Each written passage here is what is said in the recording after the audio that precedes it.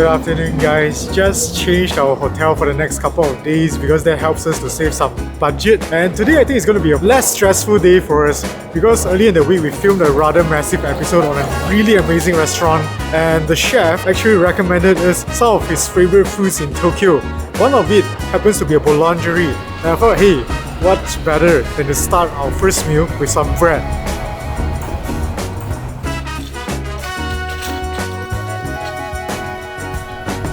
Hey guys, we are at Boulangerie Sudo, or rather we just came out from Boulangerie Sudo. That is the bakery, and it's located quite far away from the city center. It's actually in a very local area right next to a railway track, so that is really interesting. Anyway, they are very well known for their Danish pastries, which unfortunately is sold out, but there's another signature item which is their honey toast. We did manage to get that, and I got greedy, so I got another savory item, the coq musso, because it looks absolutely beautiful. Look at that beautiful ham, and the top is Gruyere cheese, that multi-grain bread, and look at the toastiness below. This is a nicely fragrant sandwich, so I can't wait to try this out. Let's go.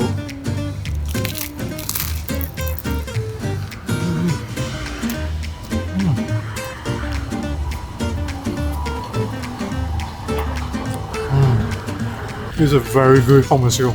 The bread is nicely toasty, good crisp surface, nice chewy insides. Beautiful ham, savory, salty. The Gruyere, the flavor doesn't hit you immediately, it slowly comes in.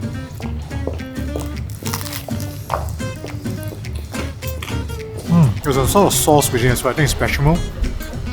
Really well done, coq musso. Really good. Let's take a look of the honey toast.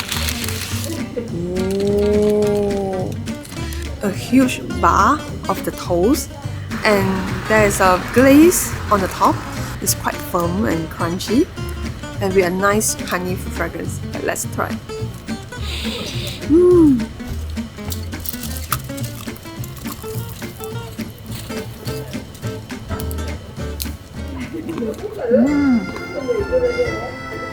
The outside is like a crunchy shell due to the honey glaze, and the inside is like a shokuban texture. It's light, fluffy, soft with a nice chew. It's very delicate bread.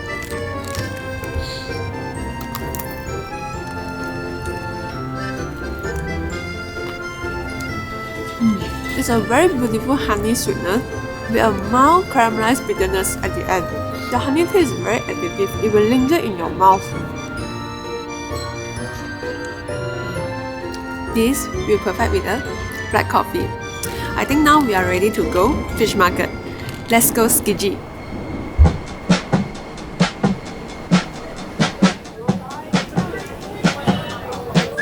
I haven't been here since the pandemic. This place looks as busy as ever.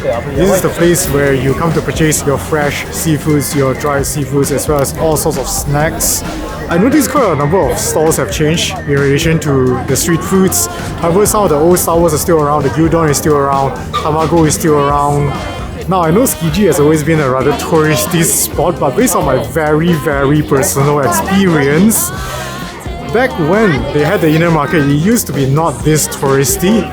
There used to be more locals, but ever since they moved the inner market to Terusu, it is now more touristy in a way. There's a lot more advertising for tourists as well as more touting. Let me reiterate, that is my very personal opinion. Anyway, it doesn't mean that you can't get good food in Tsukiji. You can still sort of get some decent foods in Tsukiji. However, I don't think we'll be featuring Tsukiji this trip. We are just here mainly to revisit, as well as buy some scallops. And we've got the scallops. Let's grab a bite.